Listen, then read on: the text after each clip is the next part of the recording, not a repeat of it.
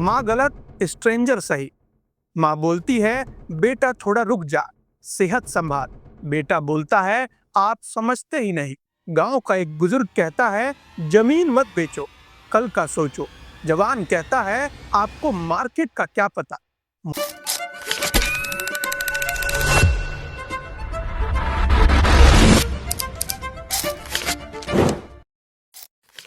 नमस्ते दोस्तों, स्वागत है आपका समाज की बात बयारिया में। मेरा नाम चंदन भारद्वाज है। दोस्तों सुन लो पहले एक बात साफ साफ, ये कोई बुजुर्गों का सम्मान करो वाली लेक्चर नहीं है। ये कोई इमोशनल ब्लैकमेल नहीं है। ये व्हाट्सएप फॉरवर्ड टाइप ज्ञान भी नहीं है। ये एक पोस्टमार्टम है, क्योंकि हमारी सोसाइटी में कुछ चीज चुपचाप मर गई है और हम उसे मॉडर्न थिंकिंग बोलकर सेलिब्रेट कर रहे हैं। मैं ये बात इसलिए नहीं बोल रहा क्योंकि मैं बुजुर्ग हूँ, और मैं ये इसलिए भी नहीं बोल रहा क्योंकि मैं यूथ हूँ। मैं इसलिए बोल रहा हूँ क्योंकि मैंने बीच का पुल गिरते देखा है। पुल अनुभव और एम्बिशंस के बीच का, पुल यादों और फ्यूचर के बीच का, पुल पहचान और चॉइस के बीच का।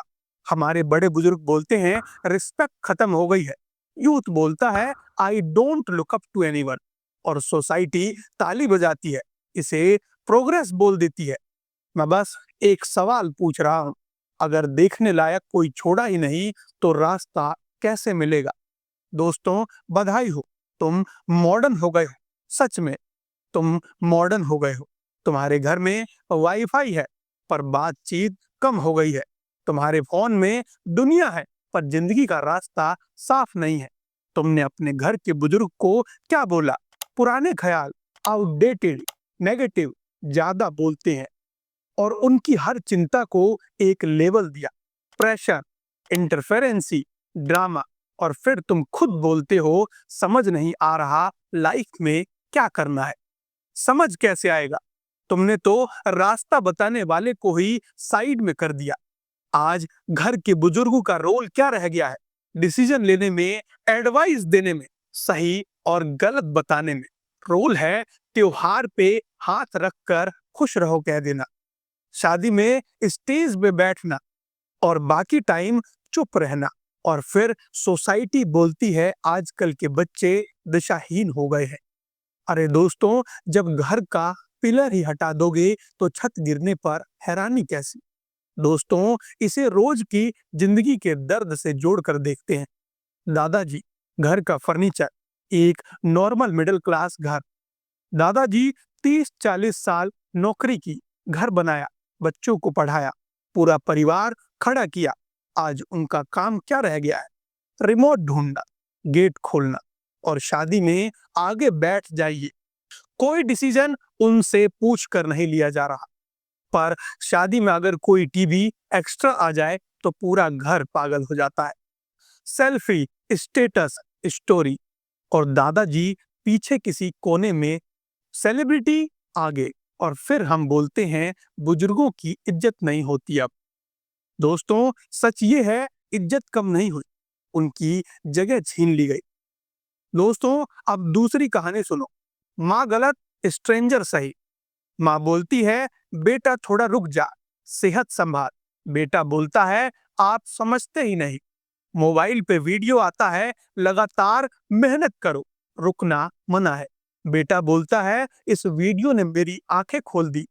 3 साल बाद थकान, टेंशन और अकेलापन। और फिर बोलता है किसी ने पहले क्यों नहीं बताया? बताया था, तुमने सुना नहीं, क्योंकि वार्निंग कूल नहीं लगती। दोस्तों अब तीसरी कहानी सुनो। गांव का एक बुजुर्ग कहता है जमीन मत बेचो, कल का सोचो। जवान कहता है आपको मार्केट का क्या पता। मोबाइल पे वीडियो आता है लैंड बेच दो, शहर जाओ, पैसा बनाओ।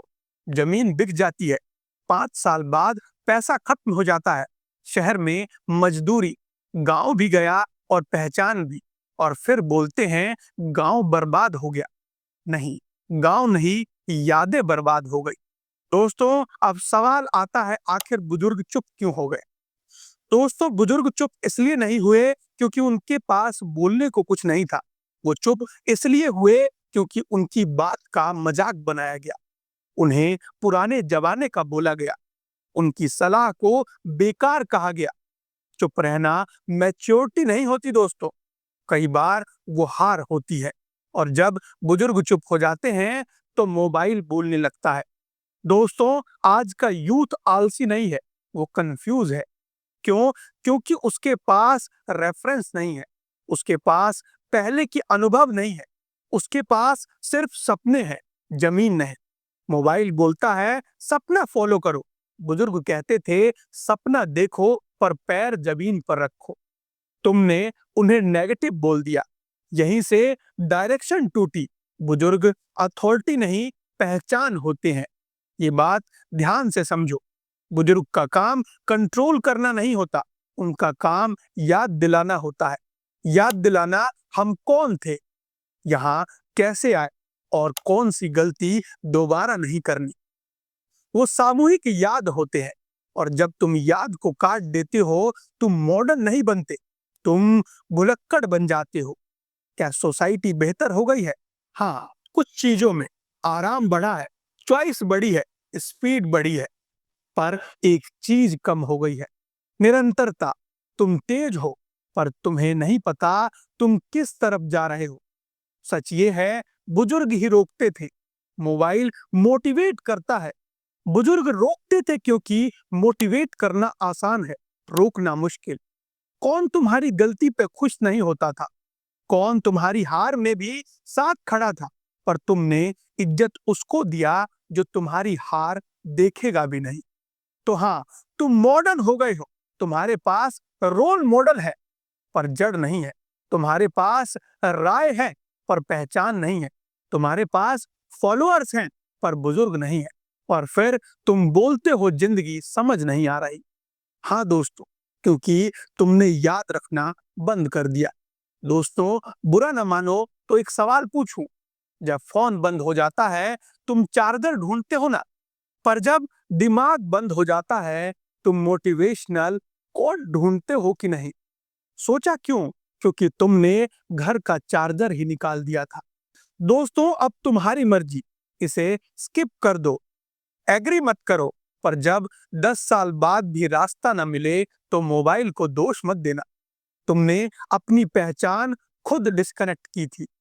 दोस्तों, मैं कोई सॉल्यूशन नहीं दे रहा, क्योंकि सॉल्यूशन सिंपल है और सिंपल चीज आज पसंद नहीं की जाती। तो दोस्तों, मैं बस इतना कहूंगा, अगर कभी जानना हो कि तुम कौन हो और कहां जा रहे हो, तो स्टेज पे मत जाओ, स्क्रीन पे मत जाओ, घर के किसी कोने में किसी बुजुर्ग के पास बैठो और पूछो, शायद वो अब भी याद रखते हो जो तुम भूल चुके हो।